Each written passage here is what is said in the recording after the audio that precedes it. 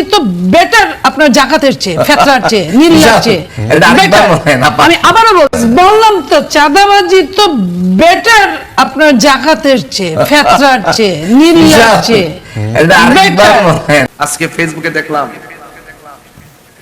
একজন নারী, মহিলা,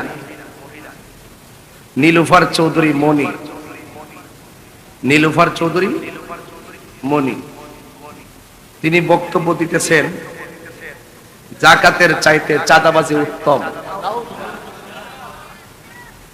নাউজুবিল্লাহ, জোরে কন্যা। আমরা জানি জাকাত ইসলামের স্তম্ভ। কালিমা, নামাজ, রোজা, হজ ইসলামের স্তম্ভ। জাকাত ধনীদের উপরে নেশাব পরিমাণ মালের মালিক হলে সেই জাকাতটা গরিবদের মাঝে বন্টন করে দিতে হয়। জাকাতের সম্পদের উপরে গরিবের অধিকার আছে।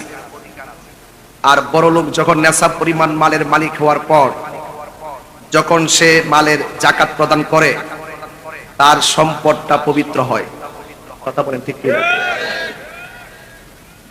আর চাঁদাবাজি এটা জুলুম, অত্যাচার, কবিরা গুনাহ, হারামের অন্তর্ভুক্ত। কথা কোন ঠিক কিনা? চাঁদাবাজের মাধ্যমে সমাজে বিশৃঙ্খলা সৃষ্টি হয়। চাঁদাবাজের মাধ্যমে ভয় ভীতি সৃষ্টি হয়, জুলুম প্রতিষ্ঠিত হয়। আর জাকাতের মাধ্যমে অর্থনৈতিক উন্নতি সাধিত হয়। সমাজ বিনির্মাণে জাকাত একটি গুরুত্বপূর্ণ ভূমিকা রাখে। আর এই জাকাতটা দেওয়া এটা আল্লাহর বিধান।